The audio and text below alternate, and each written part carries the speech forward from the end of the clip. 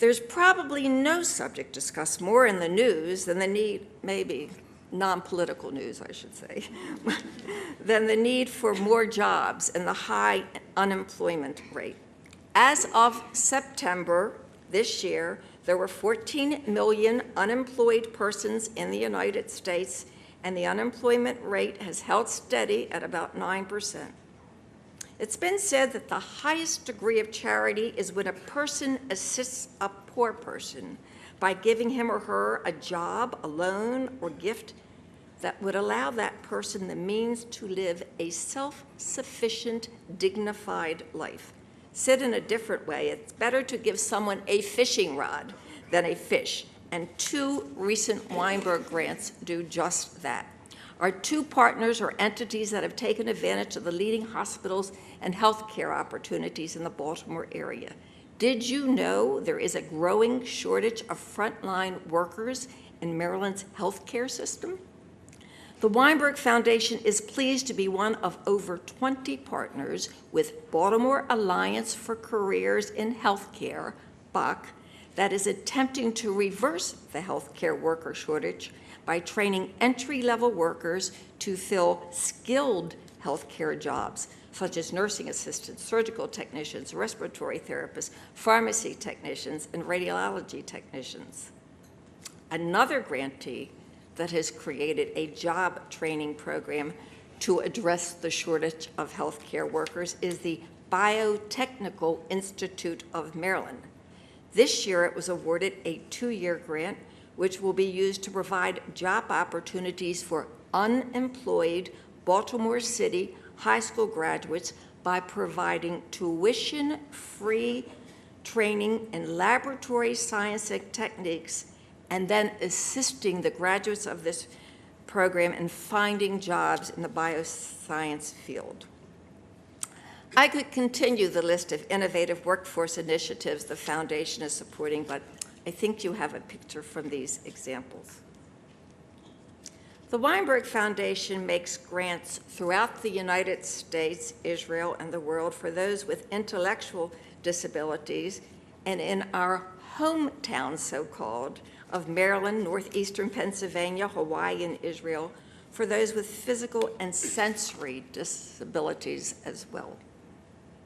Of the multitude of grants approved in this area, I want to put the spotlight on a grant without precedent anywhere in the country.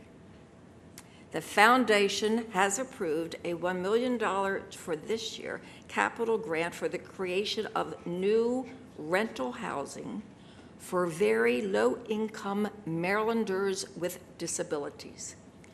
This grant addresses the urgent need for affordable, permanent housing for the non-elderly disabled individual. If one needs an accessible bathroom, kitchen, or a doorway, housing units just don't exist or are exorbitantly expensive. Often, institutional care is the only available housing. This new grant has resulted in a partnership between the Weinberg Foundation, the Maryland Department of Housing and Community Development, and Maryland's Department of Health and Mental Hygiene. The foundation is providing a rental subsidy that will enable these low-income disabled people to pay no more than 30% of their gross monthly income on rent, and it will be a rent set at 15 to 30% of the area median income.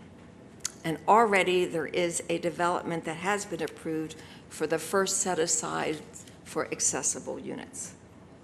Another grant to Community Support Services of Montgomery County will permit those with severe autism as well as multiple physical disabilities to live in single-level, 3-bedroom condos purchased by CSS.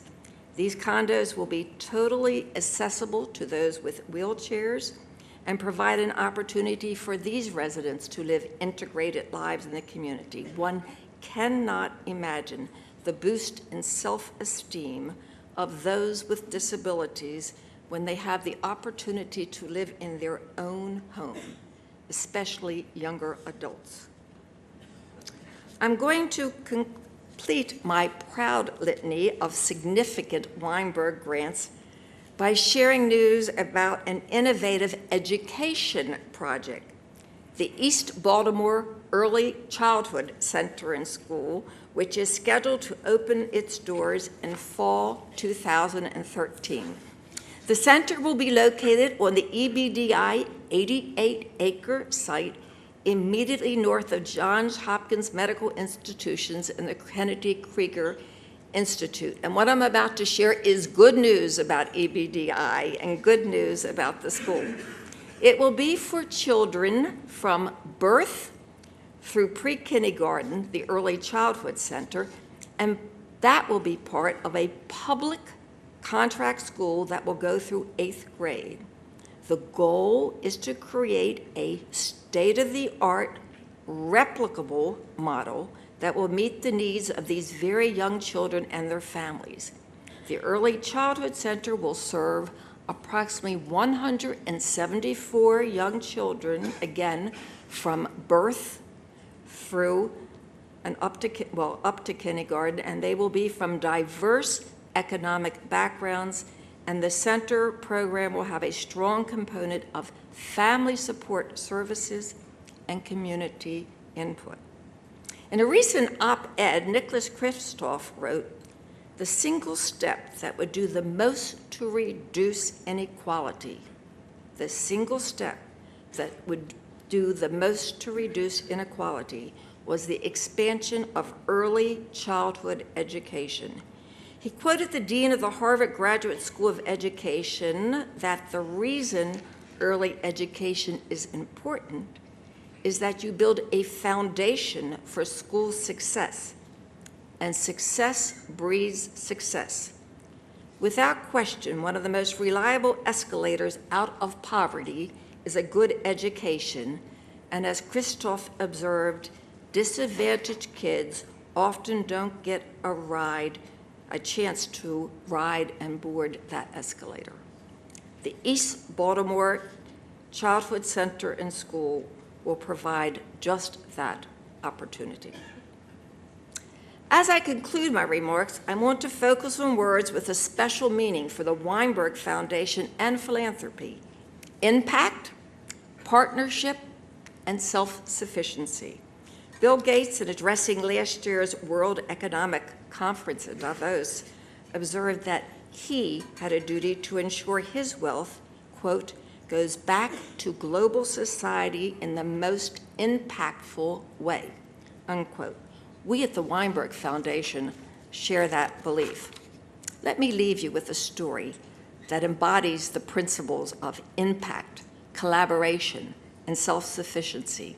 It is a tale that I first heard as a little girl many, many moons ago, but which has stayed with me. Once upon a time, a long, long time ago, in a distant land, there was a very poor soldier. He had not eaten for several days and was very hungry. He came upon a village and thought, now I can knock on a door and ask someone to share their food with me. As it turns out, the village the soldier was in was also very poor. Its summer crops had not grown because of a drought, and there were few other jobs. So when the soldier knocked on doors to ask for help, the villagers either did not answer or just said no. Well, the soldier was clever and came up with a very creative idea. He took an empty pot he saw lying in the street and filled it with water from a nearby stream. Into the pot, he placed a great big stone he found by the banks of the stream, and then the poor soldier built a fire, put the pot with the water and stone on top of the fire, and began stirring it with a big stick. The water began to boil, and filled the air with smoke. Some curious villagers looked out of their window and saw the poor soldier stirring the pot. A few came out into the square and asked him what he was mixing. "Oh," he said, "I'm making a delicious, savory soup." After a while, one of the villagers offered some potatoes for the soup. The soldier expressed his thanks and said he would share the soup when it was done. Well, then another villager offered carrots for the soup. And shortly there were contributions of celery, onions, barley, parsnips, beef, it was not a vegetarian village, tomatoes, peas, and cabbage. A delicious scent emanated from the mix, and soon almost everyone in the village had contributed something. This story has a lesson: the positive impact of creativity and collaboration. I would like to think that the Weinberg Foundation offers its grantees more than a big stone, but its funding serves the same purpose of creating an impetus for people to work together to solve the problems of the needy. Not only was the poor soldier's hunger satisfied, but his creative solution had the larger impact of feeding all the villagers. Indeed, the people in the village found a permanent solution to their poverty. As now an organized community, they created an innovative irrigation system that allowed the village to have the best crops in the region, even in times of drought. They became self-sufficient, and everyone lived happily ever after. 3 important words: impact, collaboration, self-sufficiency. They allow philanthropy to find solutions to problems that can help our community and government meet the challenges of today. Thank you very much.